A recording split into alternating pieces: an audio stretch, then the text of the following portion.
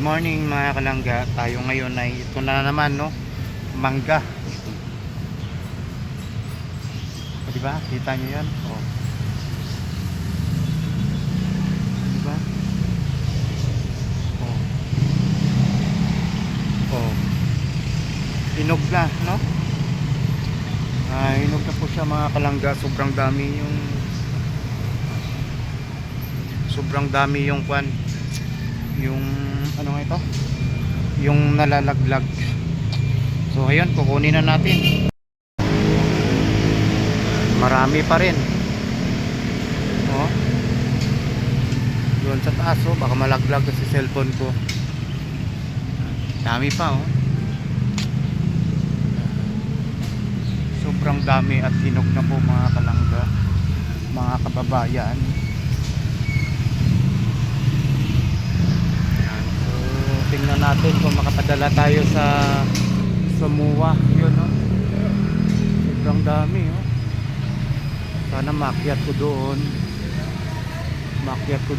Yan, mabigay natin sa mga supporters, sa mga kasama po natin na humihingi, no? Kahit mura lang, no?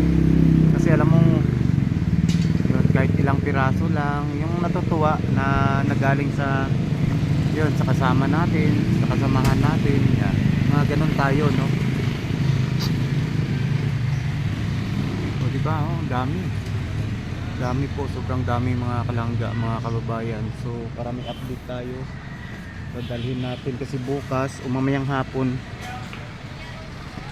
pupunta na kami sa Kwan chicks yan, pupunta na kasi pupunta na kami sa may PGH para mag-assist tayo ng pasyente, hanap buhay yun, kahit hindi naman ganun ka Kwan. Yan, kailangan natin 5 days a week na lang yung trabaho natin. Kailangan natin mas maging paano, madiskarte kung paano tayo mapunuan yung one day na nawala sa atin dahil sa sobrang taas ng bilihin, taas ng sa product namin, halos petrol related kasi sa petrolyo yung wax yun, yung gas. Grabe, yung gas namin dati nasa halos 4K lang, ngayon ay 7K plus na, no? Ang bango ng inihaw na isda. So yan, no, tabi ng highway, pang 3 beses na ito na kinunan natin o 3 batch na. Grabe, nag-uulyanin yata tong kwan, no? Yung mangga.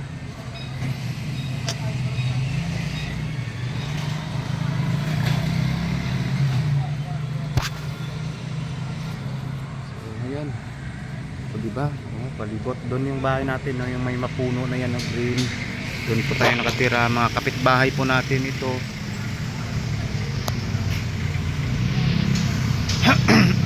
Para may update tayo. So ayun, manguha na tayo mga kalangga. Thank you sa pagdalaw at panunood sa ating vlog na kung ano-ano lang, no? Yan, ang ganda pala si Doc, no? Yari ang Royka. Hinog na, oh. Oh, di ba?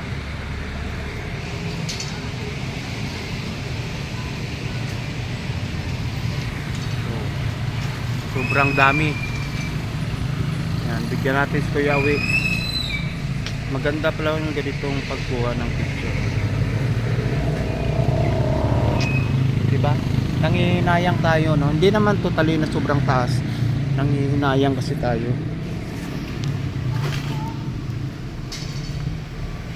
Yan si Kuya Boy, oh. Kuya Boy, wait lang, ah. Hanap buhay muna tayo. Yan.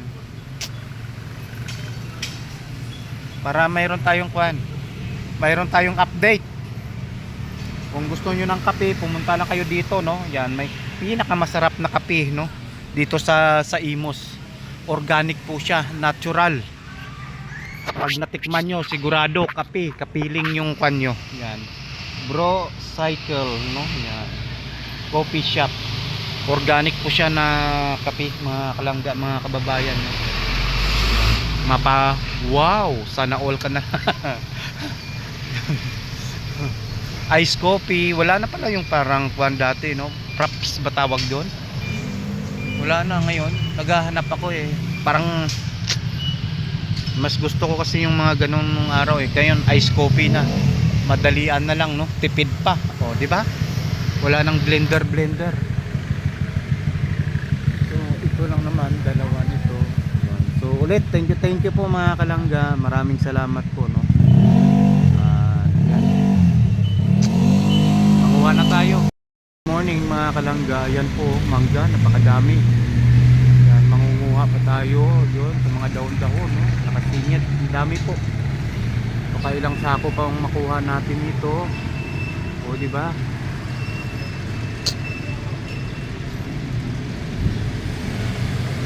O, kamay ni Roy, oh. O, di ba? Grabe. Sobrang dami, oh. Yan. Tapos yun. O, di ba?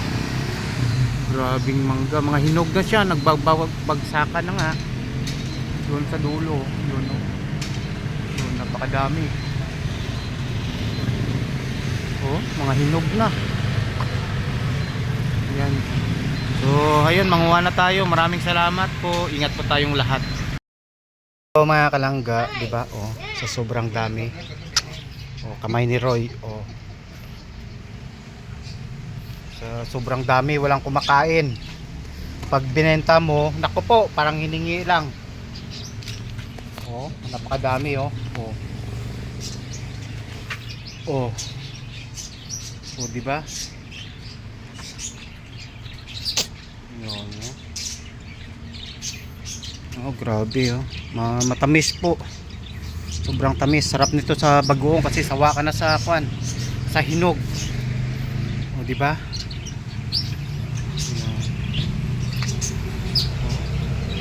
Pang ilan na ng kuha to, Kuya Boy? Pang 3 na, no? Pang 4 na, grabe. Isang puno lang 'yon, no? Isang puno lang yun mga kalangga, pero yan, sobrang dami pag namunga. Buti nga naulanan pa ito. Kung hindi naulanan, naku po, talagang sobrang dami ng bunga, diba? Diba, mango shake, magsasawa ka rin. Grabe. Sobrang dami, oh, mga hinog, oh. Bagay, season talaga ng mangga ngayon. Pakwan.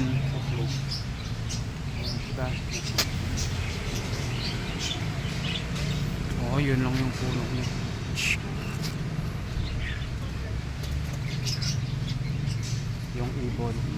Yung ibon ni Kuya Boy.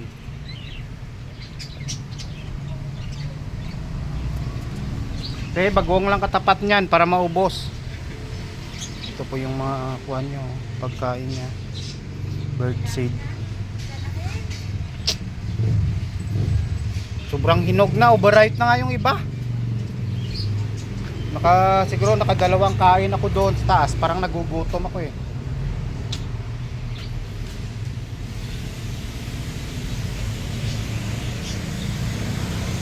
Yun.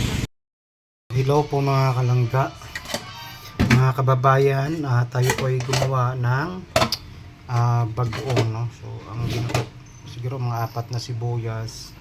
Ito po, nilinis po natin yan. Yun yung mga itim-itim yan, wala yan. Inugasan po natin. Yan. Hindi siya parang durog na durog, no? Sa probinsya durog na durog, no? Ito kay parang sariwa pa kasi. Yan. Para sa pang appetizer, pwedeng lagyan natin ng itlog. Adobong itlog na may bagoong, no? Mas maganda, medyo kuan po siya, no? Ano ito? Durog na durog po. Yan, na parang powder siya. Yun ang masarap kasi. Siyempre, mas maraming sibuyas. Mas maganda po siya mga kalangga. At saka bawang. Dagan pa natin ng isang buo, no? Isang buong bawang. Isang buo na po yan. Bumili! So, yun. Wait lang ha. Yan, sili. Di ba? So ayun, lutuin na po natin mga kalangga. Partner sa mangga na hilaw. Thank you, thank you. Bye bye. Ingat po tayong lahat. Ito mga kalangga, oh. Sabi ko pag-iyaw eh. Maganda kasi pagka may dikdikan, o di ba? Yan. Mabilis lang po siya. So, dalawa na. Luto tayo ng bagoong. O di ba? Mabilis po siya. Yan, mabilis po siya mga kalangga. Durog agad kahit hindi mo pagbalatan, matatanggal lang kusa yung balat. So, hayun po lang mga kalangga, mga kababayan, o di ba? Napakadami yan. Tatlong apat to mga malalaki. Lima. Tapos dalawang bawang na bilog.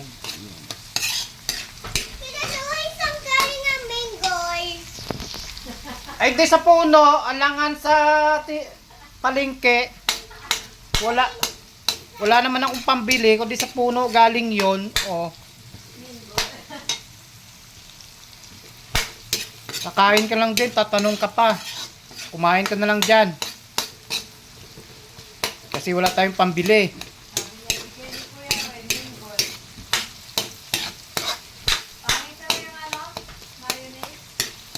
Oo nga, hindi ko rin type yung kwan. Iba talaga ang ladies choice. Nako. Yan pa.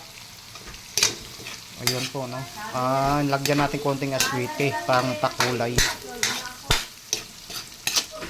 Pampakulay sa bagoong.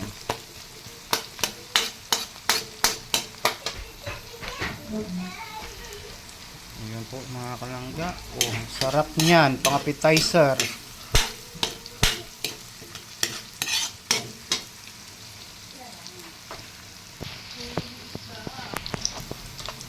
Ayan, malapit na po siya. So, brown na, saka natin lagay yung kwan. Yung maganda lagyan ng suka, no? Mas malas, timplahin na kaagad.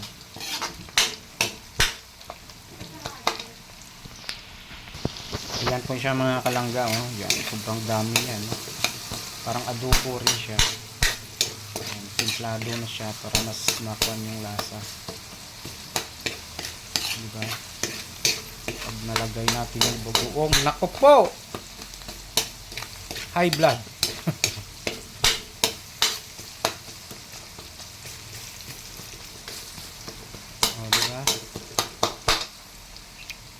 So, lagay na natin yung bagoong, malinis na to. Ayan.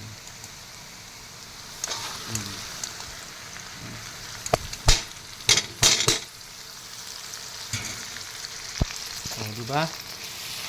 Oh, kadami mga kalangga, oh. Ayan. Diba? Mas timplado na siya. Oh. Pag ganun, tuyo ka agad. Mas paghalo doon, timplado na siya. Tapos sa sibuyas, pag nalasahan po natin ay yan. So wait lang. So ito na po siya mga kalangga. Yan. O diba, timplado na po ito. Yan. Pag natuyo na po yan ay okay na po, no.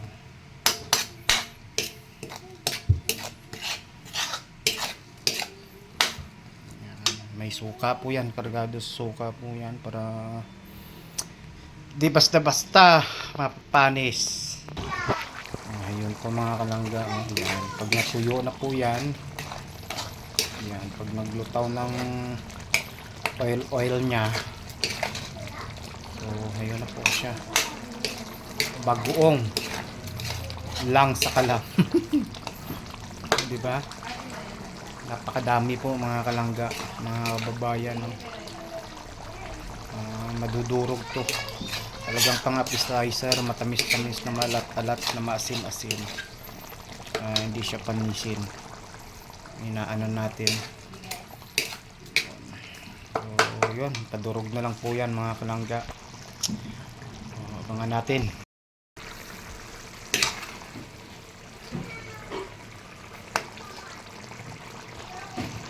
So ito na po siya mga kalangga, no? Pero mas maganda, mas matagal.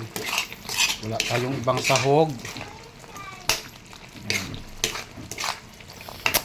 Wala tayong ibang sahog na or pork, no? Yan, talagang bago lang siya. Mas tagalin natin pa yung aroma niya, no? Yung parang hilaw pa na bagoong ay yun, no? Yung parang ganyan, hindi pa siya yun, no?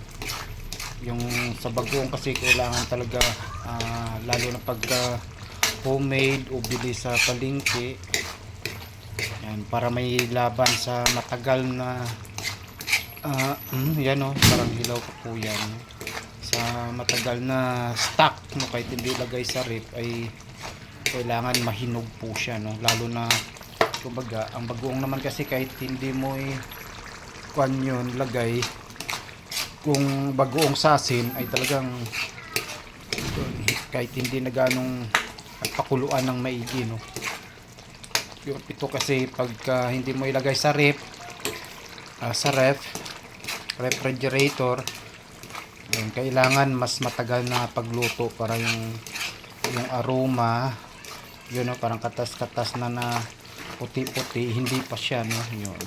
Kanina pa po ito, yan, habang nadudurog kasi yun po yung kanong bagoong, no? Yun, no? Yan, pwedeng madaling masira yan. Yan, no? Yung parang puti niya. So next week, no, lagyan natin ng pork. Yun, wala kasi tayong pork ngayon. Yun, sarap to pang sausaw sa mangga.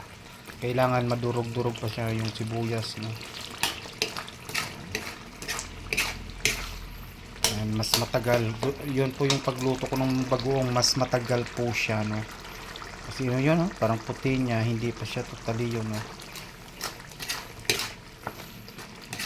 Kailangan kulong-kulo po talaga. Pag hindi mo ilagay yan sa ref, yung parang puti na siya, saglit lang po yan, panis na, no? Kailangan yan.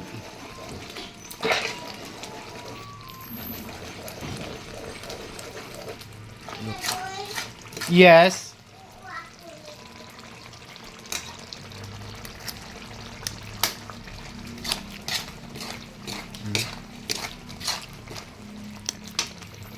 Yun, pwede na. Kain na po tayo mga kalangga, mga kababayan. Yun, ginagaungan, no? Next week Tiwing, bilan mo ako ng lempo next week, ha? Lempo next week. Oo. Lalagay mo dyan. Oo. Yung luto na. Hindi. Yung luto na manghang, Tiwing, eh. So ayun, thank you po. Nakalimutan kita. Thank you mga kalangga, at pwede na ito. Ayun. Bye-bye po.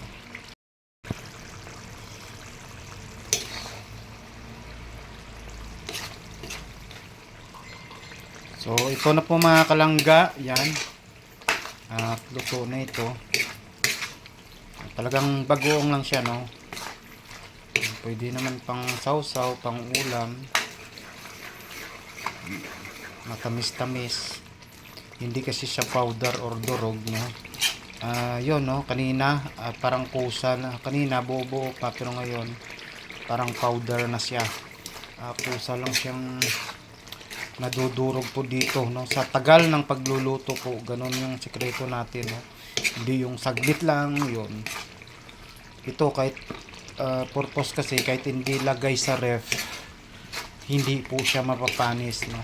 Yun. Yung iba kasi yung hindi nalagay sa ref, panis kagad kasi hindi naluto ng maigi. Kailangan po, no, yung lingguhan. Lalo na kung bagoong tabang, no? Pero bagoong alat naman talaga, hindi yun mapapanis, no?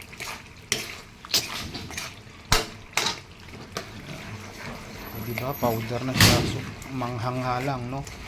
Pwede na ito. Oh.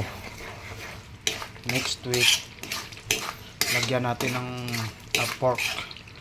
Mas marami ito. High blood na naman tayo nito. Sana hindi naman. Yan. Ubos mga kaning lamig. Yan. Hindi naman ito, no? Totaling maalat. Hindi po, no? Bagoong na, hindi kagaya dati ng bagoong masama sa ngayon bagoong hindi na. Pwede na pang ulam sa araw-araw. Lalo na kung homemade, no? Yan. Wala na siyang parang puti-puti mga kalangga, no? Oh, yan. Oh, mga 1 hour na, no? Ganun pa yung sekreto natin para mas kuwan siya. Mas maluto. Yan. Dito natin lagay yun.